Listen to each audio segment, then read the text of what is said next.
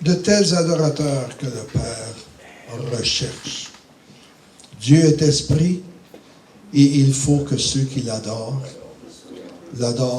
en esprit et en vérité. Lorsqu'on fait la lecture du chapitre 4 dans l'Évangile de Jean, quelle belle conversation, n'est-ce pas, entre la Samaritaine et notre Seigneur. Et le Seigneur répondit à la Samaritaine que le temps approchait où le lieu d'adoration n'aurait plus aucune importance.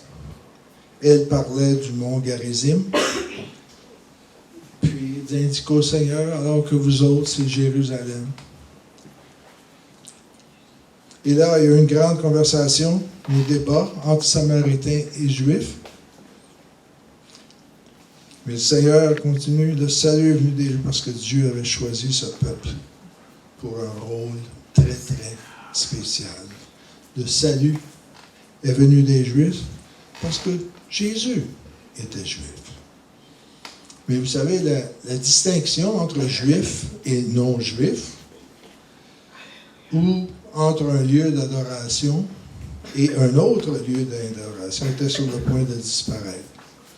Car Jésus inaugurait une nouvelle alliance où l'adoration agréable ne dépendrait plus de ses facteurs physiques. Ce qui comptait désormais, c'était d'adorer en esprit et en vérité.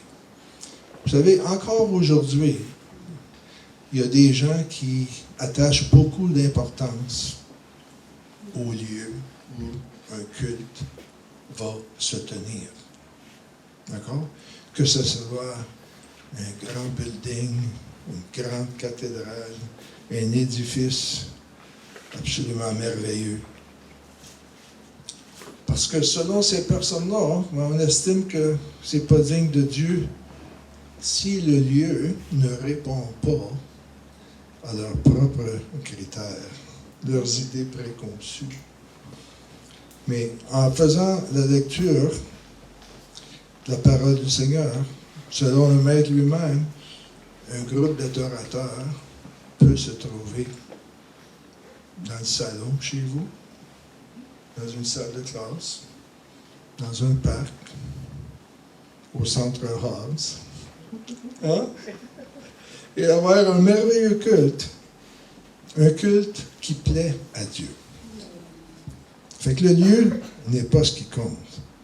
Ce qui compte, c'est d'adorer Dieu en esprit et en vérité. Puis adorer Dieu en esprit, ce n'est pas nécessairement les actions de votre corps ou les paroles de votre bouche. Mais il faut l'adorer dans notre homme intérieur, dans notre cœur, en toute sincérité. On lit souvent dans la parole du Seigneur tous les reproches que Jésus avait à faire aux pharisiens. Et la plupart du temps, c'est parce qu'ils étaient des hypocrites. On était beaucoup plus préoccupés par ce que les gens vont penser de nous, au lieu de se préoccuper du Seigneur. Puis en plus, limiter son adoration au dimanche matin, au centre Hobbes, maintenant, mais c'est de ne pas vraiment reconnaître sa grandeur. Dieu est partout. Oui? Et pour vous, vous pouvez aussi bien adorer le Seigneur en petit groupe, dans l'étude biblique que Pasteur Monique fait le mercredi matin, ou la prière du vendredi matin, peu importe. Dieu est esprit. Et l'adoration qu'on lui offre doit être spirituelle. Elle doit provenir de l'esprit de l'homme. La Bible contient beaucoup d'exemples de gens qui n'adoraient pas Dieu en esprit. Et leur manière d'offrir leur culte montrait qu'ils étaient souvent des hypocrites. Par exemple, dans Ésaïe 29, 13, il est écrit « Quand ce peuple s'approche de moi, il m'honore de la bouche et des lèvres, mais son cœur est éloigné de moi. » Vous savez, il est écrit à plusieurs endroits, on ne se moque pas de Dieu.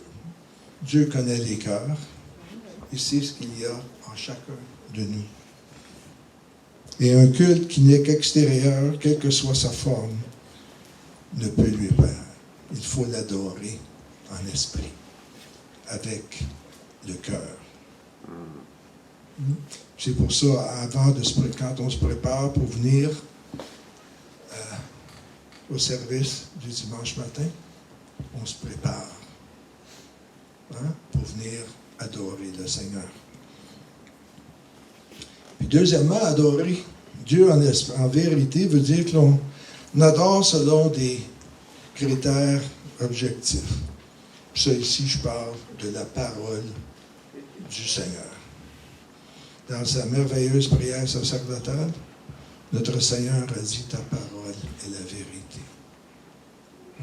Fait que quand on dit d'adorer en esprit et en vérité, c'est selon la parole de Dieu. En conclusion, chers frères et sœurs, adorer. Le but d'un culte, c'est de plaire à celui qu'on adore. C'est pour ça qu'on est ici ce matin. Et que ce soit par nos louanges, c'est une façon, par nos hymnes et nos offrandes, mais le but du culte est de plaire à celui qu'on adore. Amen. Amen.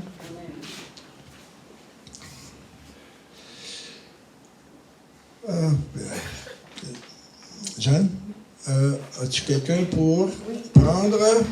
Maintenant, c'est le temps d'adorer le Seigneur avec nos dîmes et avec nos offrandes.